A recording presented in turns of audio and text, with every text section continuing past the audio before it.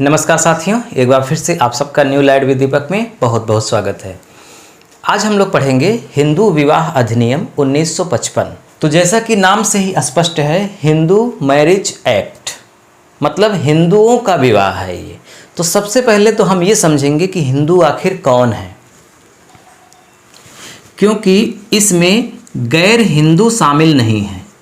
इसलिए हमें स्पष्ट समझना है कि हिंदू कौन है और हिंदू कौन नहीं है। तो हिंदू कौन नहीं है? मुस्लिम हिंदू नहीं है। यानी ये जो मैरिज एक्ट है इसके तहत कोई भी प्रावधान मुस्लिमों का नहीं होगा। मुस्लिम इससे अलग हैं। इसी तरह से ईसाई भी इससे अलग हैं। इसी तरह से यहूदी भी अलग हैं इस कानून से। यहूदियों पर भी ये कानून का कोई प्रभाव नहीं है।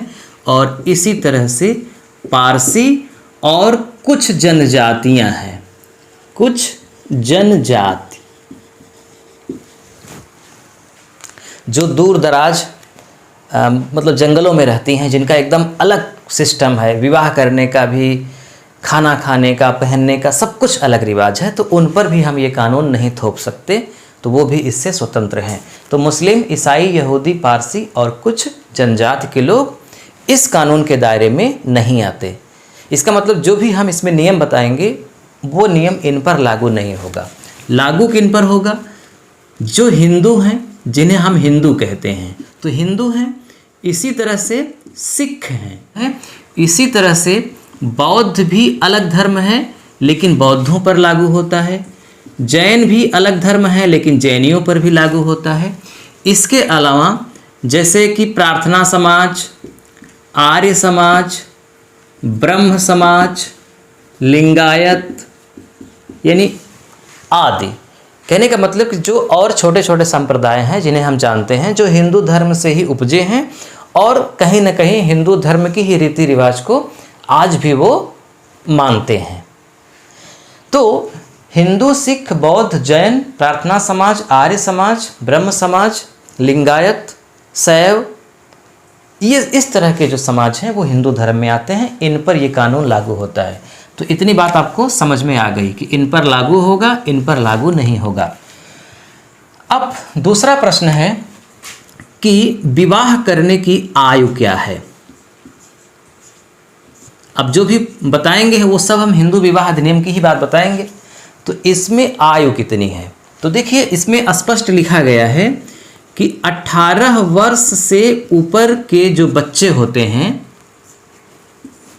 मतलब 18 वर्ष का लड़का या लड़की जब हो जाते हैं तो वो वयस्क हो जाते हैं, इस अधिनियम में कहा गया है। वैसे तो अब जो आपने सुना होगा ना कि 16 दिसंबर 2012 में दिल्ली में गैंग रेप हुआ था, निर्भया कांड। तो उसके बाद पुरुषों को 16 वर्ष कर दिया गया है। यानी कि 16 वर्ष के अगर हो जाएंगे बच्चे तो वो वयस्क माने जाएंगे। इसका मतलब कि 16 साल का लड़का, 16 प्लस का लड़का अगर कोई अपराध करता है, जैसे कि बलात्कार करता है, तो उसको वही दंड मिलेगा जो कि बड़े लोगों को मिलता है। पहले ये 18 वर्ष तक था। तो इस अधिनियम में 18 वर्ष लिखा गया है कि 18 वर्ष का लड़का और लड़की अगर हो जाते हैं, यानी स्त्री और पुरुष दोनों, तो वो वयस्क होते हैं, वो विवाह करने योग्य हैं। इसके साथ ही अगर उनके माता पिता चाहते हैं कि हम अपने बच्चों की शादी 18 वर्ष से कम ही उम्र में कर दें, तो वो ऐसा कर सकते हैं। कोई कानूनी रोक इस पर नहीं है। यानी कि माता पिता अपने बच्चों की शादी 18 वर्ष से कम उम्र में कर सकते हैं, लेकिन वयस्क बच्चे तभी माने जाएंगे जब 18 वर्ष के हो जाएंगे।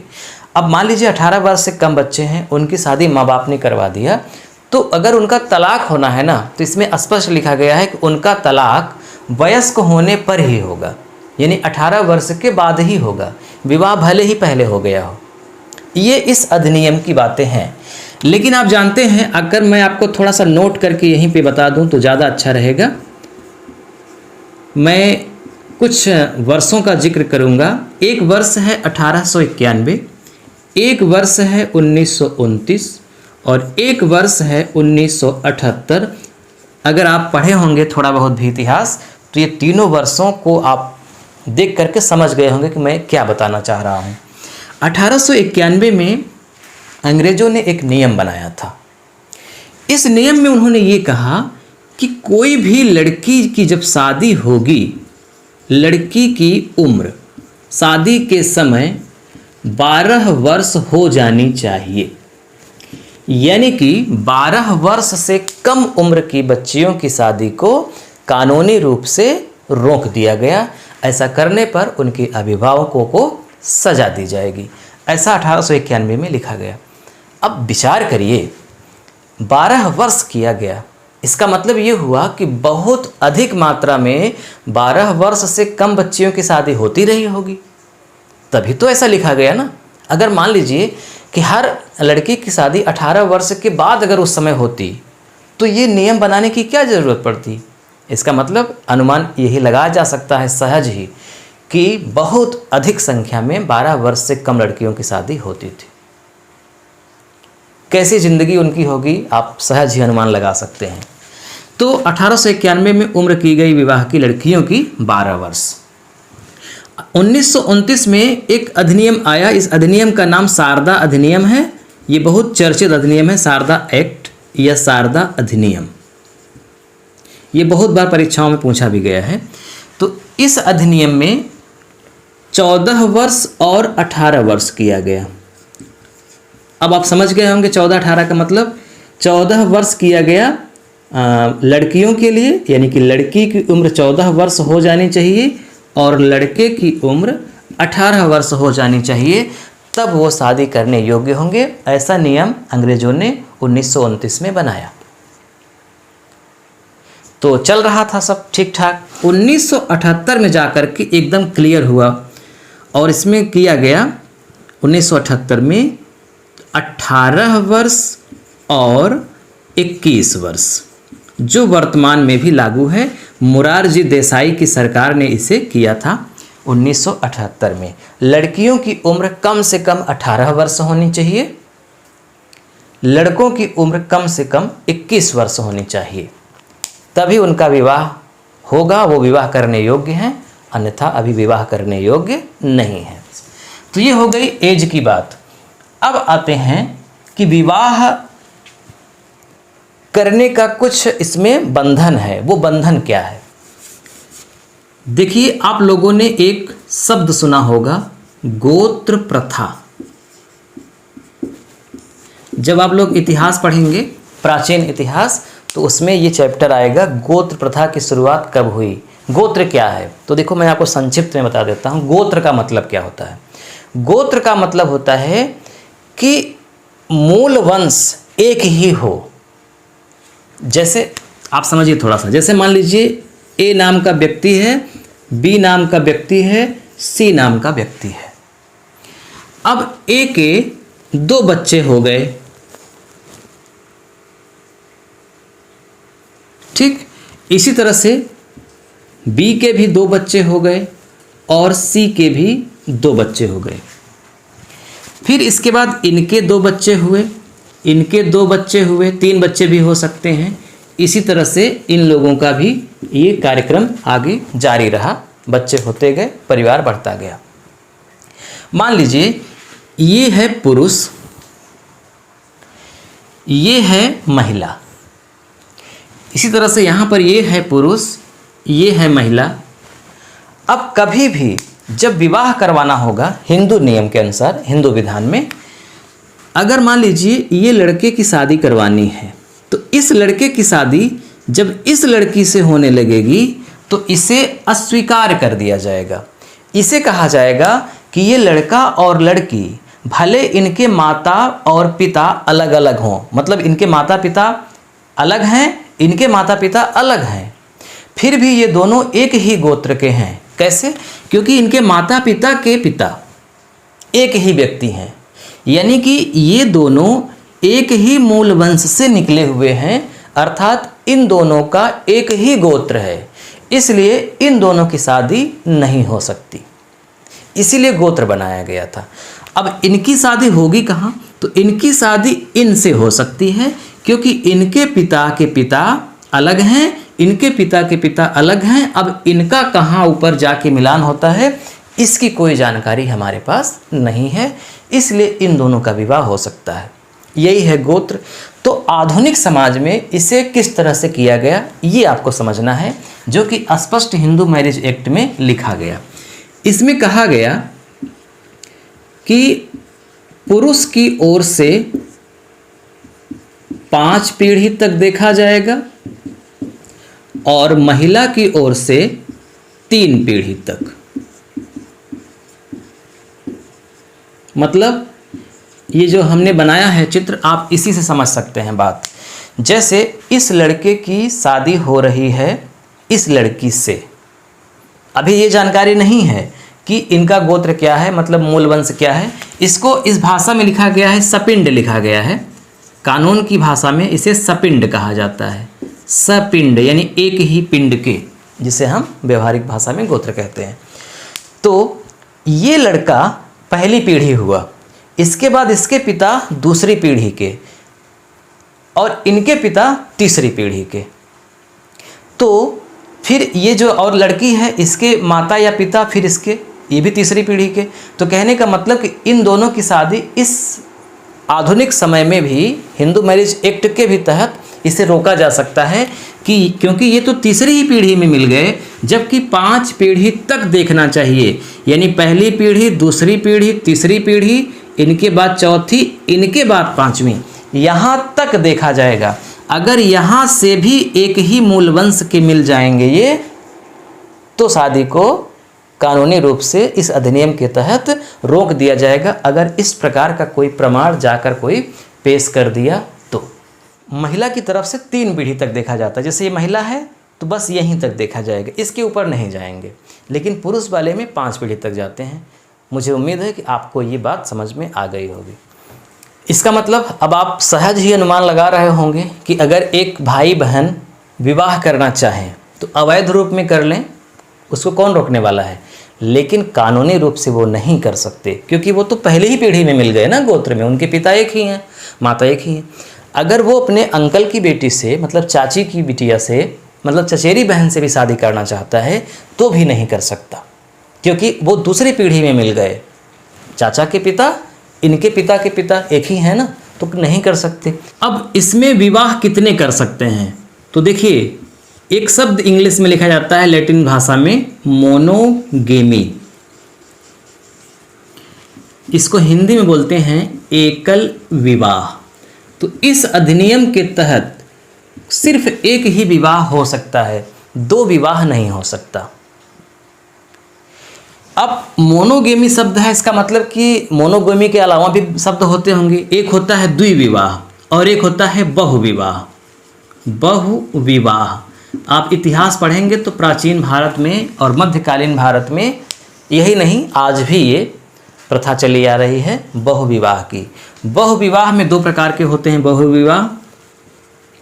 एक होता है जब पति 2 हों, जब पति 1 से अधिक हों, जब पति 1 से अधिक हों।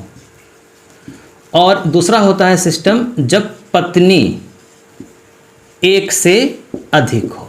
तो ये बहुविवाह की प्रथा को यहाँ पर पूरी तरह से रोक दिया गया है। एक ही विवाह हो सकता है, और अगर 1 से अधिक विवाह किया गया तो इसमें जो मतलब हिंदू मैरिज एक्ट में जो धारा है, एक धारा है धारा 11। तो धारा 11 के तहत इसे शून्य घोषित किया गया है। कहने का मतलब कि अगर कोई दूसरा विवाह कर भी लिया तो उसको लीगल रूप में माना नहीं जाएगा।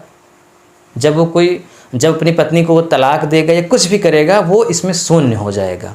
इसके अलावा एक धारा है 17। तो धारा 17 में सजा का प्रावधान है। 2 तरह की सजा है। मतलब धारा 11 में तो स्पष्ट लिखा है कि विवाह ही शून्य हो जाएगा, विवाह माना ही नहीं जाएगा अगर कर लिए तो। अब करने के बाद उनको सजा भी होगी। ऐसा नहीं कि करके चले आए तो तुम्हारा विवाह शून्य माना जाएगा लेकिन सजा तुमको कुछ नहीं मिलेगी। नहीं, सजा भी मिलेगी जो धारा 17 में है। सजा क्या मिलेगी? 2 कंडीशन है। पहली कंडीशन है, एक तो ये हो सकती है कि आप अपनी पत्नी को बताएं या न बताएं, हो सकता है कि वो सहमत भी हो जोर ज़बरदस्ती में, दबाव में आकर के। तो यहाँ पत्नी का कोई रोल नहीं है। यानी कि जब आप दो विवाह करते हैं, यानी कि जब आप दूसरा विवाह करते हैं तो आपको सज़ा मिलती है। दूसरा विवाह पर सज़ा, क्या सज़ा है? 7 वर्ष की सज़ा। आईपीसी की धारा 494, इंडियन पिनल कोड, आईपीसी की धारा 494 के तहत 7 वर्ष की सज़ा मिलती है जब कोई व्यक्ति दूसरा विवाह कर लेता है। तो दूसरा विवाह करने की यहाँ पे अनुमति है। जैसे आपका तलाक हो गया है अगर, तब आप करिए, फिर तलाक हो गया फिर करिए, फिर तलाक हो गया फिर करिए, उसमें कोई रोक नहीं है। यहाँ दूसरा विवाह करने का आशय ये है कि आपका पहला विवाह चल रहा है और अब पहला विवाह चल रहा है तो दूसरा विवाह आप करते हैं, तब इसके लिए सज़ा है। अब ऐसा नहीं कि आपकी पत्नी या आपके पति मर गए फिर आप विवाह कर रहे हैं तो नाम तो होगा कि दूसरा विवाह है, लेकिन वो पहला विवाह ही है, क्योंकि इसके पहले जो विवाह हुआ था वो शून्य हो गया था, मतलब समाप्त हो गया है। इसके अलावा अगर आप पत्नी से छिपा कर विवाह करते हैं, दूसरा पत्नी से छिपा कर मतलब बिना बताए या चोरी से विवाह कर लिए, तब आपको 10 वर्ष की सज़ा होगी। ऐसा इसमें हिंदू मैरिज एक्ट में लिखा गया है। इसके अलावा सबसे लास्ट में है डिवोर्स, तलाक। धारा 13 के तहत इसमें डिवोर्स है, तलाक की व्यवस्था की गई है। शुरुआत में जब ये अधिनियम बना तब व्यवस्था की गई थी कि 3 वर्ष तक तलाक नहीं होगा। जैसे किसी का विवाह हो गया, वो चाहता है कि 6 महीने बाद ही तलाक हो जाए, 1 साल बाद 2 साल बाद तलाक हो जाए, तो ऐसा संभव नहीं है। बेशक वो अलग अलग रहें, अलग बात है, लेकिन तलाक नहीं होगा कानूनी रूप में। तलाक तभी होगा जब 3 वर्ष हो जाएगा। लेकिन बाद में इसमें बदलाव कर दिया गया है और वर्तमान में इसे 1 वर्ष कर दिया गया। यानी कि जिसका भी विवाह होगा वो कम से कम 1 वर्ष तक तलाक नहीं ले पाएगा। अर्जी भी डालेगा तो खारिज हो जाएगी, 1 वर्ष के बाद ही अर्जी डाली जाएगी। उसके बाद भी इसमें प्रोसेस बहुत लंबा होता है, जल्दी तलाक नहीं होता। कोशिश ये की जाती है कि थोड़ा सा समझौता करवा दिया जाए, इसीलिए इसमें जानबूझकर डिले भी किया जाता है। तो ठीक है, ये पूरी प्रक्रिया है हिंदू मैरिज एक्ट 1955 के तहत। मैं आपको एक बात और क्लियर करना चाहूँगा, विवाह करते ही समय अगर इस अधिनियम के तहत रजिस्ट्रेशन करा लिया गया, तब भी बाद में वही प्रक्रिया होगी जो व्यक्ति नहीं करवाए हैं। जैसे उदाहरण के लिए मान लीजिए 2 लोगों का विवाह हो रहा है, ए और बी का, और यहाँ पर एक्स और वाई का विवाह हो रहा है। ए और बी विवाह कराते ही समय चले गए और रजिस्ट्रेशन करवा लिए, फिर उसके बाद उनका तलाक होगा, कुछ भी होगा, वो सब इस कानून के तहत होगा। अब मान लीजिए एक्स और वाई रजिस्ट्रेशन नहीं करवाए हैं, जैसे आमतौर पे होता है, 90% केस में रजिस्ट्रेशन नहीं होता है। अब जागरूकता बढ़ी है, रजिस्ट्रेशन होने लगा है। तो अगर रजिस्ट्रेशन नहीं हुआ है इस अधिनियम के तहत या कोर्ट मैरिज वाले स्पेशल मैरिज एक्ट के तहत रजिस्ट्रेशन कहीं भी नहीं हुआ है, तब भी हिंदू हैं, इनमें से आते हैं, तो इसी नियम के तहत उनको माना जाएगा। कोई भी विवाद होगा, कुछ भी होगा, वो सब इसी के तहत होगा। ऐसा नहीं कि उन्होंने रजिस्ट्रेशन नहीं करवाया है और हिंदू हैं या सिख हैं या जैन हैं और वो सोचते हैं कि हम तो 2 विवाह कर सकते हैं क्योंकि हमारा रजिस्ट्रेशन हुआ ही नहीं है। तो ऐसा नहीं, भले रजिस्ट्रेशन नहीं हुआ है, पत्नी जा सकती है, भले रजिस्ट्रेशन नहीं हुआ है, सारी शर्तें यही लागू होंगी आप पर। बस इसके लिए एक प्रमाण चाहिए उसको। प्रमाण फ़ोटो भी हो सकती है, प्रमाण कोई गवाह भी हो सकता है, कि इसीलिए तो सेरेमनी होती है, इसीलिए तो हज़ारों लोगों को, सैकड़ों लोगों को बुलाया जाता है इसमें। अगर नहीं भी बुलाया जाता, मंदिर में भी होती है, तब भी दोनों पक्ष से गवाह होते हैं, तभी माना जाता है इसको।